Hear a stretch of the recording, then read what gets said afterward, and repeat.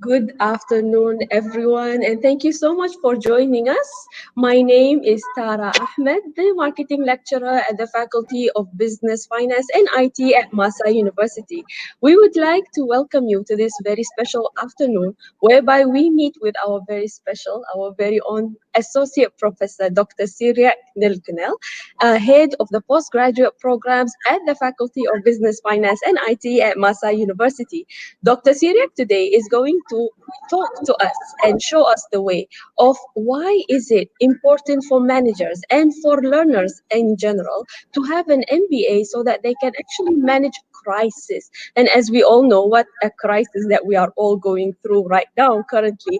And I do believe, doctor, that crises do not finish in this world. So doctor is going to be sharing with us the importance of managing crisis, what is crisis in the first place to begin with, and how an MBA program can actually, an MBA certificate can help you to become a better manager, a more employable manager, and to have a better future for yourself and for your loved ones. Welcome, doctor, and thank you so much for joining us today. Thank you, Tara. Thank you so much for the nice introduction. Yes, this topic is definitely very important considering the extraordinary situation that we are going through. But before we go into the topic, I would like to give you a brief about the programs that we have in our faculty, especially the master's program. We have both conventional and online programs, MBA programs at MAHSA University. The mode of delivery most of the time is weekend classes. This is to cater to the working adults. You know, all the working adults are very busy. They are unable to come to the class on weekdays. Therefore, we cater to them on weekends. The MBA hospital management is specially designed to hospital professionals who wants to move from medical profession to administration or managing hospitals. So all those who are keen to move from not just being a doctor, but wants to be in medical administration, they're most welcome to join this course. Not only doctors, any professionals who are associated with medical field are most welcome. We also have our, yes, Tara. Please proceed. Yeah, thank you. We also have our MBA program, which again caters to all professionals from divergent field, could be from business, accounting, operations, marketing, management, any field. They can come in and complete their MBA program with MAHSA University. The good news is that next year we will definitely be having our Doctor of Business Administration and PhD also with us. So those aspiring, please hold on. The moment we get our approval, we'll notify you, then you can join our program. Now, why I have chosen this topic, Tara, if you want to highlight the cover, you may do so. Why I have chosen this topic today is to underline the significance or the importance of crisis communication, especially for professionals, especially for managers. Every organization's success or failure depends on how well you communicate during a crisis. So, managing your crisis and communicating effectively during crisis is significantly important. So that's why I have chosen this topic. And through our MBA program, through different modules, we help you to manage crisis effectively. Most of our modules are built in such a way that your leadership skills, your communication skills are polished along with the modules. So that's why it's important that we not only attend this webinar on crisis communication, but you also have a peek into our MBA program as we go ahead. In the next 30 minutes or so, we'll be looking at... if you may allow me to add, I'm very sorry. Before Yeah. your good self start, is it possible to let us know how long does an MBA program need? Because most of the people who come to students who come to learn MBA are working adults. So how long does it need? Oh, the minimum duration for an MBA program, be it MBA or MBA hospital management, is 1 year. So Mm, if you just follow our study plan, you can finish the program in 12 months. There are 12 courses, 40 credits, and which is doable for any aspiring learner. mhm, mhm. Yes. So Yes. most welcome. Yeah. Thank you so much. And we would like to also highlight that e-certificates will be given at the end of the seminar. So please stay tuned. And if you do have any question or a comment, please write it at the section at the side, at the comment, and Doctor will be replying towards the end of the session. Okay, Doctor, back to you. Thank you. Thank you, Tara. Yes, as I was saying, crisis communication is very important. When we say crisis, it does not mean a major crisis. It could be a small crisis, it could be a smaller issue which your organization faces.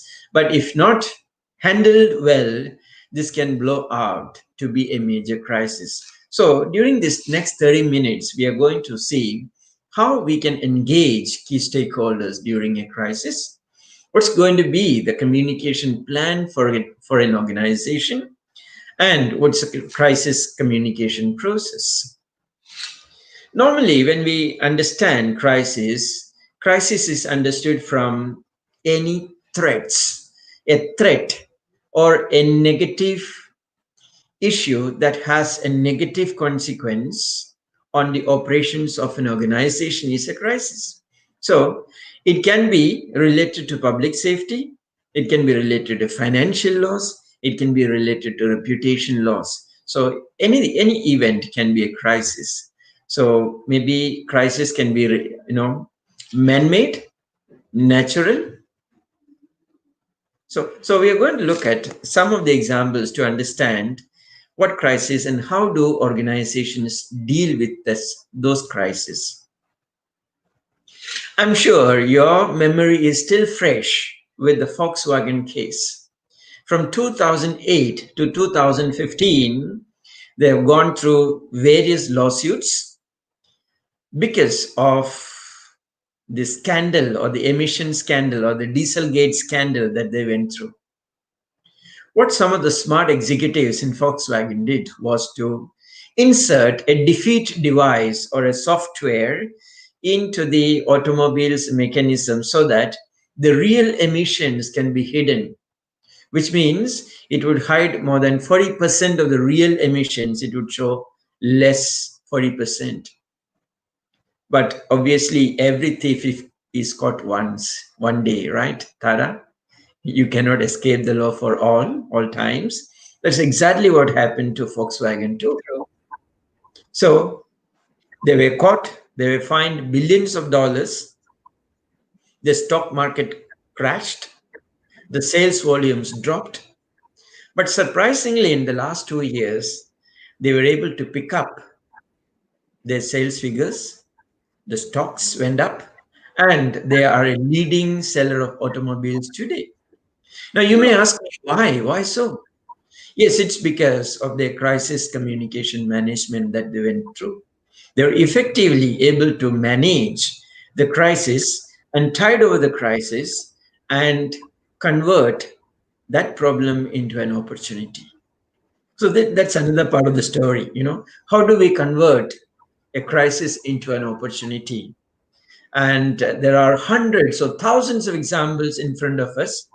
You look around you, starting from small restaurants to hotels, fast food outlets, pharmaceutical companies. They have all converted the current pandemic crisis yeah. into an opportunity. Yes, I'm we were just talking about this yesterday. I mean, companies that sell sanitizers, gloves, masks, they have made fortune and nobody used to care about them before. exactly. So all these items have become part and parcel of your life today. Mhm. Just as you're carrying your mobile phone 24/7, so are you carrying your, sanitizers, face mask nowadays. True. So some of the companies were very smart. They could get and guess the trend, capture the market, exploit the opportunity, and become the winner. Mm, Now look at the online marketing or online selling platforms, be it Lazada, be it mm, Amazon. They have made their billions by exploiting this crisis. So every organization should learn to convert crisis into an opportunity. true, true, true, true. Okay. Now, if you ask me, Tara, yeah, the crisis management team consists of who? I would say the most or the core of crisis management team is public relations, the legal officers, security officers, operations, finance, and human resource. Because these are the people who are continuously engaging with different stakeholders. So Mm, they must come together, form a team. Many times we think crisis communication is all about the public relations officer or the PR officer. It's not so. The PR officer may be the face of the organization while communicating, but when it comes to strategizing, the legal department, the security department, the operations, finance, and human resource must be there on the drawing board to chart out the crisis plan. So, who is a good crisis manager? Obviously, someone who can communicate effectively during a crisis. Your target audience normally include internal stakeholders and external stakeholders. Internal stakeholders would be your employees, managers, owners, and your external stakeholders could be your suppliers, society, government, creditors, shareholders, and so on. Many times we forget about a lot of these stakeholders when we communicate during a crisis. Our focus may be mostly on employees, customers, and suppliers. customers. Yeah. Exactly, yeah. So if you look at a broader way, who are the, in order to cover give you a complete picture, you can look at a typical stakeholder group. So you have n number of people involved as stakeholders here. So do you communicate effectively with each and every one of these? This is important question to answer. Maybe, Doctor, if we can summarize the meaning of stakeholders by saying that a stakeholder is anybody and everybody who has an interest, whatsoever kind of interest into your business. So that is why they could be from the government, customers, passers-by, people who are living in the neighborhood, anybody who can be affected and who are watching. Your business is a stakeholder. Absolutely right, Tara. Thank you for highlighting that point and supporting me. Very nice of you. Okay. So, when you communicate during a crisis, what's your aim? What's your objective? How should your communication look like? Number one, it should be accurate. It should be consistent. It should be relevant. It should be timely. It should be frequent and it should be credible. Many times we have seen during the last few months, there are flip flops in communication. Today you get one message, tomorrow you get another message. It has happened with some of the governments, it has happened with some of the organizations. But can we be consistent in our message? Is the message that you deliver, is this relevant? Is this timely? Immediate? Frequent? How many times a day you communicate with stakeholders? It cannot be once a week, once a month during a crisis. And it should be credible. Who is speaking? Is this someone who is authorized to talk? That's why many times, the organization issues a gog order where you say you're not supposed to communicate with anyone except maybe the PR officer. He is the appointed person, the authentic, authorized person to communicate during a crisis. So make sure our communication has got all these elements. I like to highlight the case of Johnson and Johnson. It's not a new case, but it's a very, very popular case. That's why I wanted to share with you this story. You know, in 1982, Johnson and Johnson had faced issue that their capsule were cyanide laced. The capsule's name was Tylenol. Now, initially, Johnson and Johnson vehemently denied that they had put any cyanide inside the capsule, but the safety of the customer was first for them. So they pulled back 31 million bottles of Tylenol off the shelves, and they also stopped production, advertising, etc. Then they cooperated with the FBI, FDA, and they wanted to find out who did this. And they announced 100,000 reward for the killer.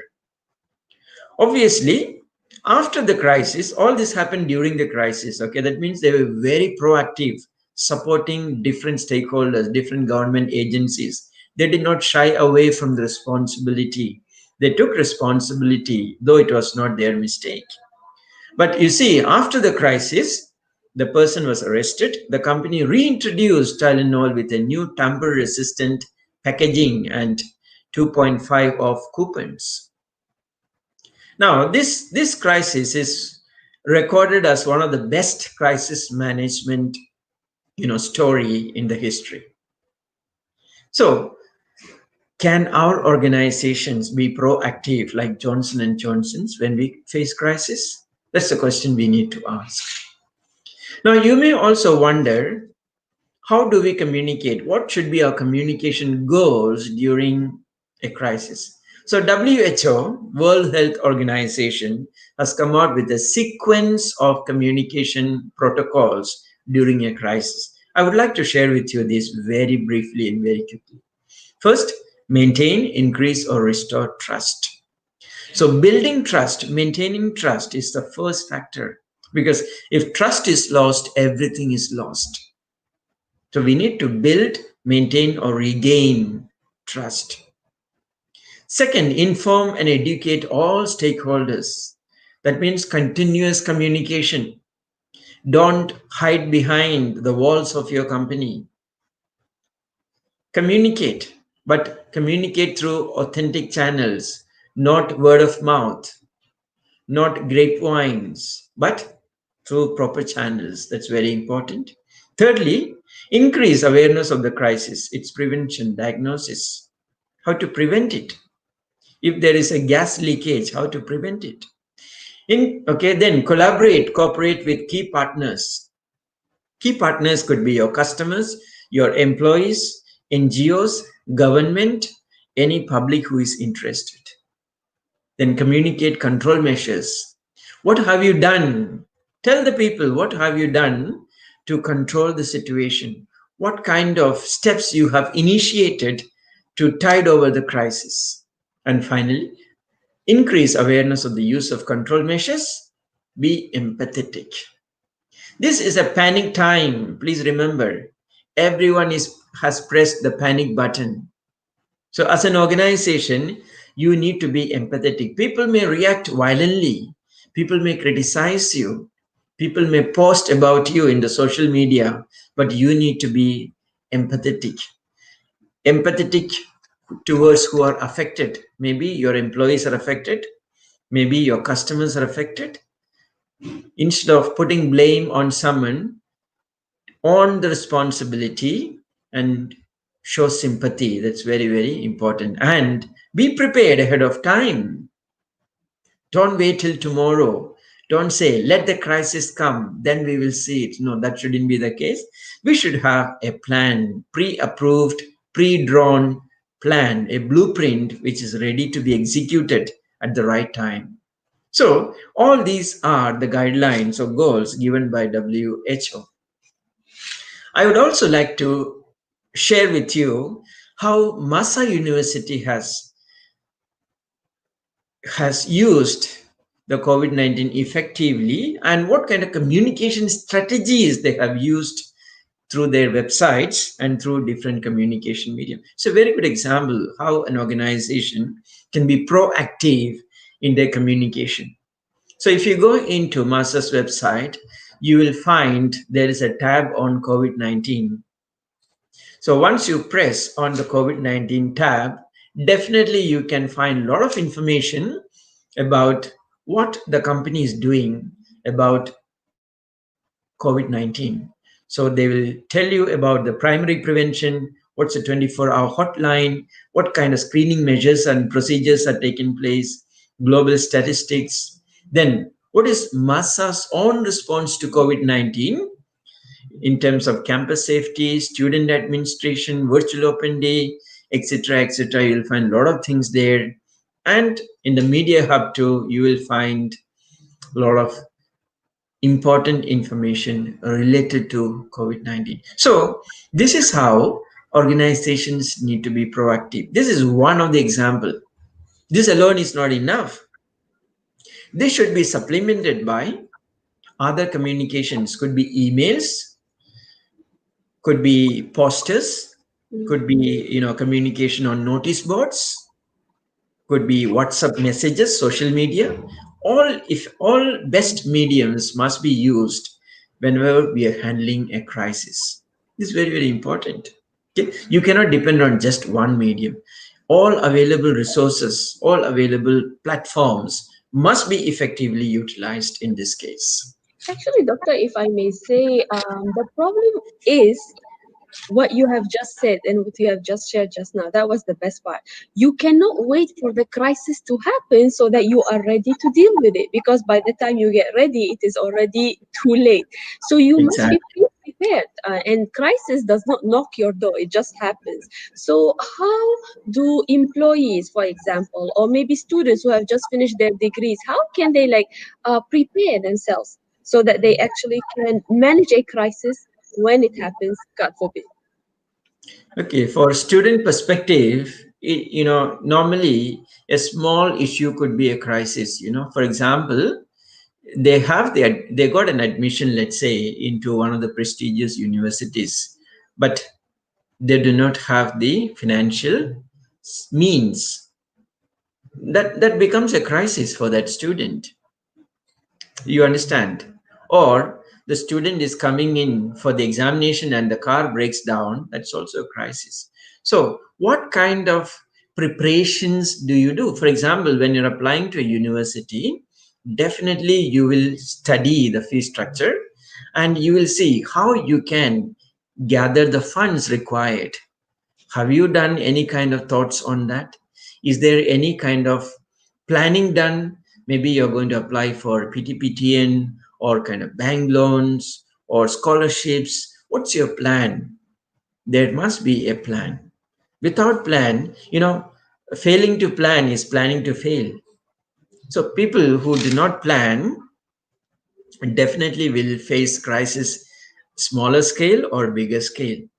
So as students, my suggestion would be, whenever you embark on a new journey, be it a professional, personal, think, strategize, plan, list down the items, what you need to have, what you need to do. I think that will reduce the impact of the crisis by at least 50 to 60%, and the remaining 40% you will be able to manage. So, planning is the biggest issue. That's why we have fire drills, Tara. Our university has got frequent fire drills, right? Why, why, Right. why do we have the fire drill? We want to know that we are prepared and ready in case there's a fire. Mhm. So So, yeah, we know. For example, the fire alarm goes, you know what to do, which exit to take, where to gather, what should be the next thing that you must be doing. You know it very well. That's why in Japan, every child from kindergarten onwards, they are trained in terms of crisis. If there is an earthquake, tsunami, they know exactly what to do. They don't need to wait for their teacher to tell them what they need to do. mm, They know where to hide, which place to run to. They know everything. mm. This is the preparation I'm talking about. Did I answer you, Tara? Hello? And in terms of MBA, this is my main concern for today, or maybe our viewers' main concern. How can an MBA certificate enable you to be ready to face a crisis? How does it change you from a normal employee to a much more better leader? How does that happen? Exactly. See, a leader, the difference between an extraordinary leader and a normal worker is the difference or their ability to plan and execute systematically. So when you do an MBA, we hone a lot of skills associated: leadership skills, communication skills, interpersonal skills, decision making skills, crisis communication skills. These are some of the skills that is very much required in today's context. Your analytical skills, all these skills are fine tuned with the help of different modules or courses in MBA program. So when you come in as a student, you're not just learning a module, a subject to get your B or B plus. That is secondary in MBA. What is MBA is, after each module, what is your ability to put into practice some of the things that you have learned from this module? It's all about application. MBA is not never about books, never about textbooks, never about classrooms. I always tell my students, MBA is all about going beyond textbooks, going beyond classrooms. So your ability to understand, apply, or execute, that's what makes you a great leader after MBA programs. And I'm sure our MBA program is designed in such a way that all these soft skills are fine tuned during this 1 year time. Yes, 1 year is very short, but enough to fine tune a person into a great leader. Tara? Hello? Are you there, Tara? Of course, I'm here, doctor. So I 100% agree Yeah, that an MBA certificate can actually elevate you from a normal employee to a much more better leader, so that you can actually be better at crisis communication and crisis management, as your good self have mentioned a while ago, because of the modules that we are having inside. exactly. Okay. I wish to take up a case on Toyota, Please. how Toyota managed their case, whether it was a good exercise or a bad exercise. Their crisis communication was effective or not. You may judge once we go through this particular case. In 2020, they had to recall more than 8.8 million vehicles for safety defect. So the main problem was that the accelerator would get jammed and it caused accidents and deaths. So initially, they just ignored the problem, saying it's not our problem. But later on, they found that the floor carpet, the door, the floor, the mat that was used in the car was actually quite too big, and it was automatically pressing down the accelerator. So they had to recall these many vehicles, and then they had to get it repaired, send it back. By the time a lot of harm was done and had devastating results in terms of revenue, in terms of shares, and they had to really do a firefighting to come out of the crisis. So they offered extended warranties. They, in order to console the customers and to win their trust back. So reassuring, winning customers' trust is something very, very difficult nowadays. Once bitten, twice shy. I believe you understand that. That's how customers, and besides, they've got many options. Why should they come back to you even after a bad experience? So this is where our communication should be effective, timely, prompt, and should be empathetic. So, what are the key messages that you want to communicate? Yes, number one, only one person communicate in your organization, not everybody. So there must be a chain of command when it comes to communication. and that communication must be done in a timely manner. Okay, and whatever communication you are making must meet the organizational goal.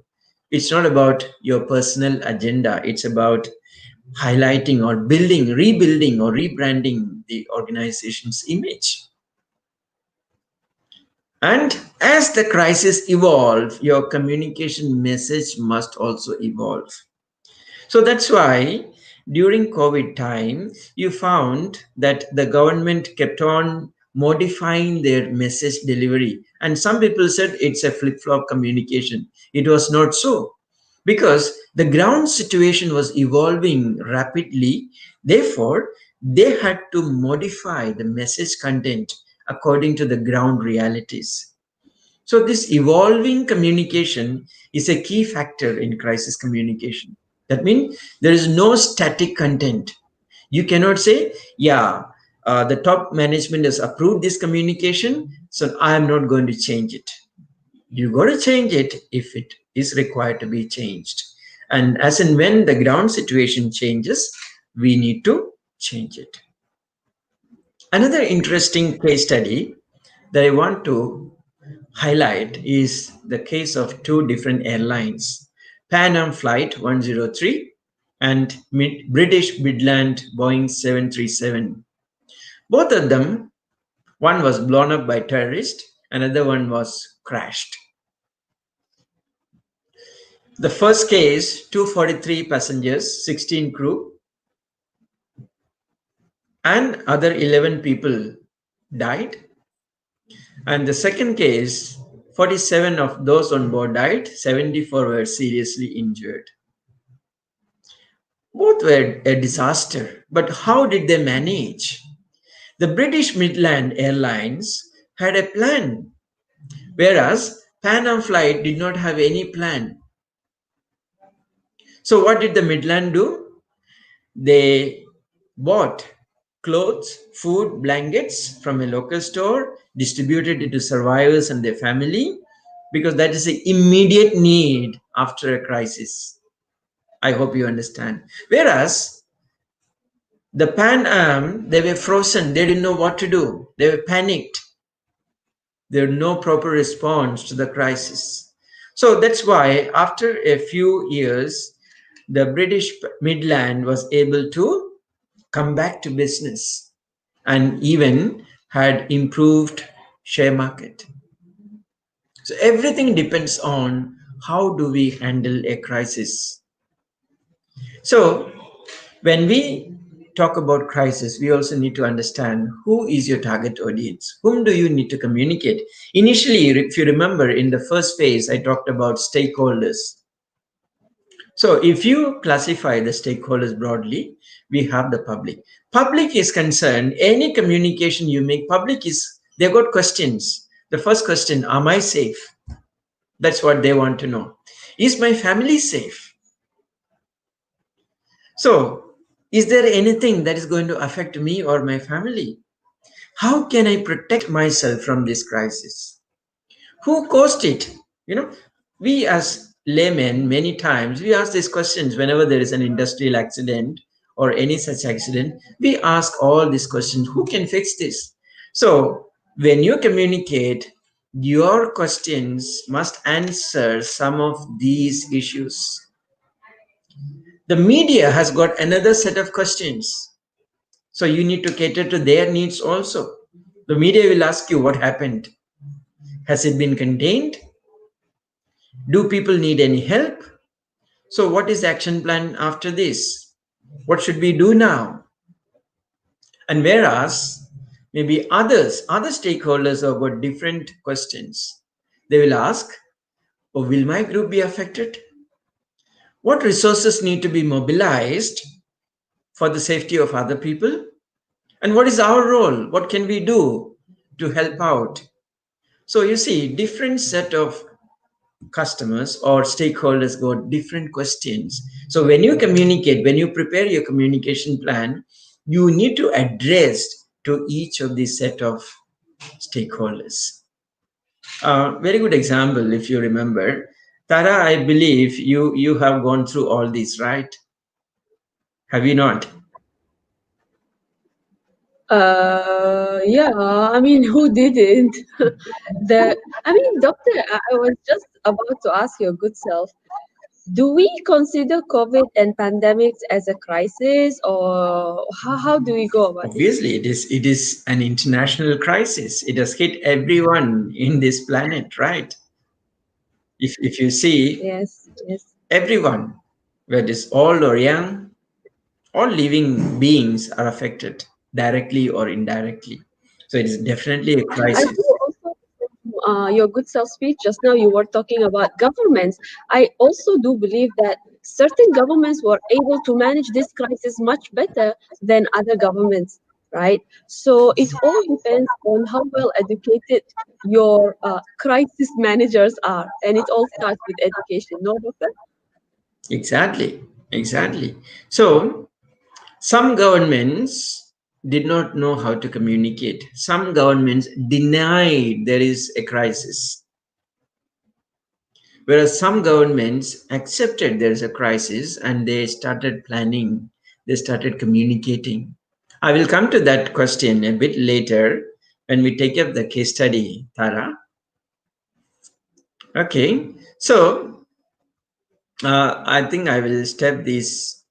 Okay, now you see, when you communicate, there is a rule of three, rule of three. Now, if you are keenly listening to the Malaysian government's communication, they effectively use the rule of three. Three W's, three C's. I hope, Tara, you remember this and all those listening to me, right? The three W's: wash hands, wear a mask, warn others. And what are the three C's? Avoid close conversations, crowded places, and confined places. So, this is a very important guideline when it comes to crisis communication. Do not pack too much of communication. So, the rule of three is the best method for people to even remember. So I'm sure when you talk, normally you use this rule of three. Maybe you don't remember, you are not aware of it. Okay? Even look at this interesting poster which says avoid touching men. Men stands for mouth, eyes, and nose. Follow women. So W for wash your hands. O for obey social distancing. M for not make up, mask up. E for exercise. N for no unnecessary traveling. Interesting way of communicating. All this tell, the smaller the communication, the easier to remember. The funnier the communication, easier to remember. You understand? And the more rhyming it is, the better it is. So that's how we have to design the communication, especially during a crisis. You don't have to use all kinds of technical jargons. People do not have the patience. They don't understand those. Instead, come out with simple communication which any type of person, a layman, can understand. That's a success of our crisis communication. So, we have two examples here: Malaysia versus the US, the United States. The initial response, if you compare between these two countries, you find Malaysia had a very planned communication. They accepted there's a problem and they started communicating people. Whereas if you see the United States, they said there is no problem, there is no need to panic. That means they denied that there is a problem and their communication went wrong. Now, as a result, you can look at the numbers of casualties, numbers of people who are affected, numbers of people who have died, because the crisis communication did not work well. They did not understand the significance of handling the crisis in the best way possible. I think it will be a reminder for us at any point of time. We should be able to remember this case study.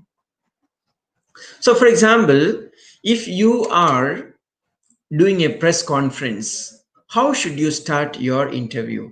Because you need to stress on certain points only. So at the beginning of your interview, press conference, you can say, I want to begin by saying that there are things people can do to keep the disease from spreading. They can wash their hands frequently, cover their sneeze or cough, and if they are sick, wear a mask, avoid public gatherings. The message is very crisp, clear, to the point. Then, after some time, maybe after a few minutes, you have to reiterate the message saying, as I said a moment ago, there are precautions people should take to stay healthy. So, what should they do? Wash hands frequently, cover the sneeze, wear a mask, avoid public gathering. So, you are emphasizing the message again and again at different phases of communication. Then, even when you are answering a question, you can say, yes, that's an important question. But before I answer, I want to stress again, repeat the message. And again, when you're concluding, don't just conclude and go. Conclude by repeating the first message. This is very important because you are trying to embed the message in the minds of the listener, saying, this is very important. This is the key factor. This is the key message. I shouldn't miss it. I should remember it. So, repetition is the key here. So, when you are communicating, you don't take things for granted. Repeat the message again and again so that it sinks into the minds of the listener.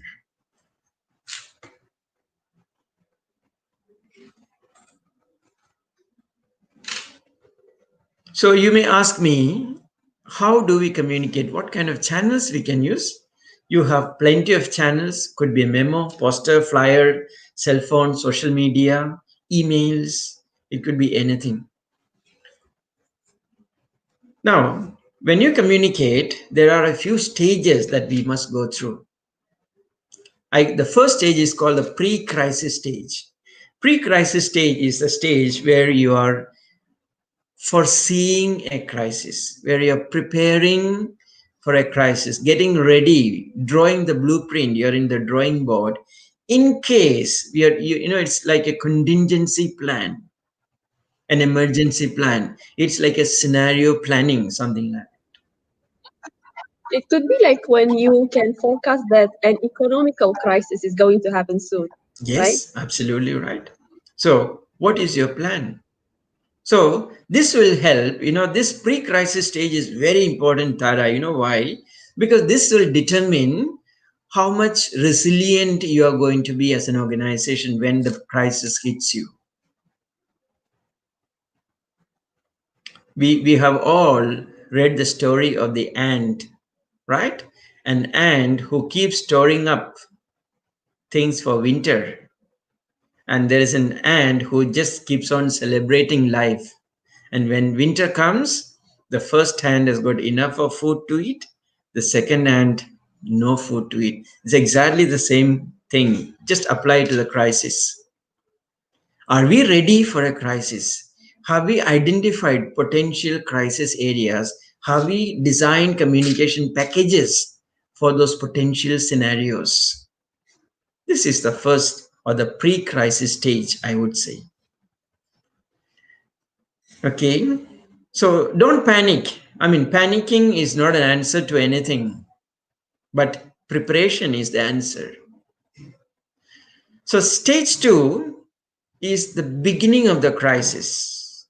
In the beginning of the crisis, there are a lot of panicking. If you see, people were saying there's panic buying, people are stocking up food, thinking, the food will get over. So, have you informed your stakeholder about the crisis? What is company's response? Have you offered empathy to people? Did you explain the risk associated with the crisis? Do you recommend good practices to stakeholders, what they should be doing?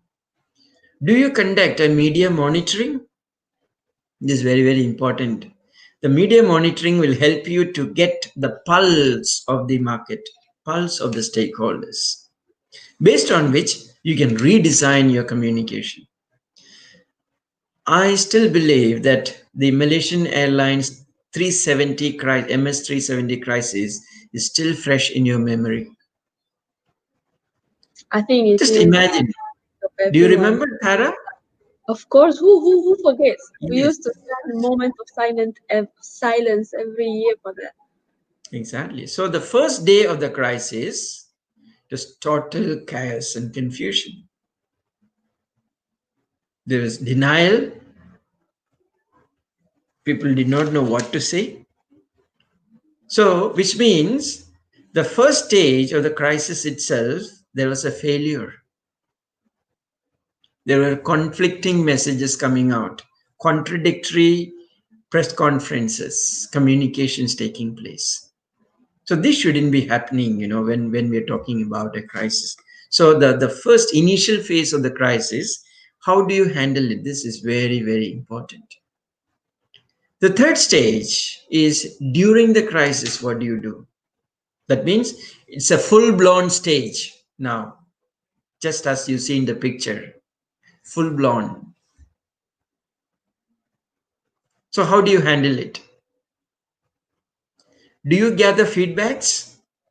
Do you adjust the messages? Do you obtain support from stakeholders through meetings, maybe through town halls, open communications? Do you explain to people what is happening in your company? So, all these are very important in the stage three, that is during crisis communication. A very good example is Malaysia's own response during the crisis, especially the COVID 19. I think they have done a fantastic job during the crisis. There were consistent communications coming out, clear cut guidelines for customers, people, what needs to be done, how things should be done. It was all communicated. So I think that Exactly. is a fantastic effort. Yes, Communication that has been used was so positive. They keep on saying, let's do that so that we can cut the chain of the pandemic. They never tell you that, okay, we're going to die. So being exactly. positive and staying positive, keeping up hopes is one of the most important elements when you want to control a crisis. Yes. So you need to sow the seed of hope during crisis. Yeah, If there is no light at the end of the tunnel, then the whole exercise would be a failure. true, true. So, as a leader, as a communicator, can you show that there is light at the end of the tunnel, that there is hope, there is a sparkle of, good faith? Can we show that? Then I would say your communication is successful. If not, it is not so. Now And looking at stage four, different, yes, yeah, proceed, doctor. thank you. And stage four is all about recovering from the crisis. I think we are in stage four now. We are in the recovery path, right? So, even during this stage, we need to explain to the stakeholders whether this crisis has ended or going to end, what is the expected end date, what is the company's decision, and what are the important actions that the organization is going to take so that life can be normal for employees and other stakeholders. This is very important because this again builds confidence into people. It gives us hope. Everything is going to be all right tomorrow. If not, people will slowly start losing hope in your company, in your organization. So we need to show that positive side of the story always. And finally, the last stage is the post crisis stage. So this is the stage the crisis is over. But is that the end of the story? No. So this is a stage where you do a post-mortem. This is very important. A post-mortem to find out, go back to the drawing table, find out what went wrong, what went right, what needs to be improved, what process and procedures could be enhanced for the next time if we have a crisis like this. So you got to evaluate the effectiveness, you got to refine the communication and identify the lessons learned. So that completes that stage 5, which means the full cycle of crisis communication is complete from stage 1 to stage 5. I think that was in nutshell, very briefly and very shortly, all about crisis communication. I hope you gained some ideas. Obviously, the time was limited, but I hope you gained some ideas, some insights into what crisis communication is all about. What are the steps and stages? What's the procedure and process involved? How we need to communicate?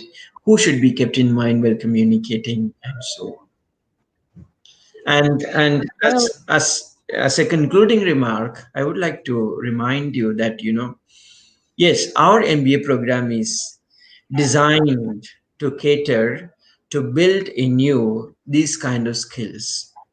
Obviously, we may not have a course called crisis communication, but it is inbuilt into different courses, different activities that are embedded into our MBA program. So, as I said before, we go beyond classrooms, we go beyond textbooks. mhm. Okay. Well, looking at all the steps that you have shared with us today, Doctor, if there is one thing that we can take away from this, is that, I don't know, this is my humble opinion. A manager is a human after all. And a human panics like any other human. And for you to be able to control a situation, it's not only talented people who are able to do that. If you get proper education, if you get the proper step by step, if you get the proper knowledge of how to control a crisis, then anyone can turn from a normal human being who is panicking into a manager or a leader who can actually prevent crisis or control a crisis when it happens. And I think our MBA can certainly and definitely do that. Exactly, exactly. Thank you so much, Doctor, for sharing with us here today. We are so glad to have spent this time with you, and we thank all our viewers. To obtain the e-certificate, kindly fill in the link that has been posted in the comment section. All right. And we hope to see you again in another webinar here with us. Again, this is Dr. Associate Professor Dr. Syria Nelly Connell, Head of the Postgraduate Program at MAHSA University, Faculty of Business, Finance, and IT. And my name is Miss Tara or Tara Ahmed, the Marketing Lecturer at the Faculty of Business, Finance, and IT. Thank you, Doctor, so much, and thank you to all of our viewers. Thank you. Thank you. Thank you, Tara. Thank you so much. And all those listening to me, thank you so much. If you have any questions on our MBA program, feel free to contact me at any point of time. Okay. Just come in for a discussion, virtual or face to face. I'm always available at your disposal. We can sit down, fine tune, plan out your career. Thank you. Thank you, Doctor, so much, and have a nice day. Thank you so much.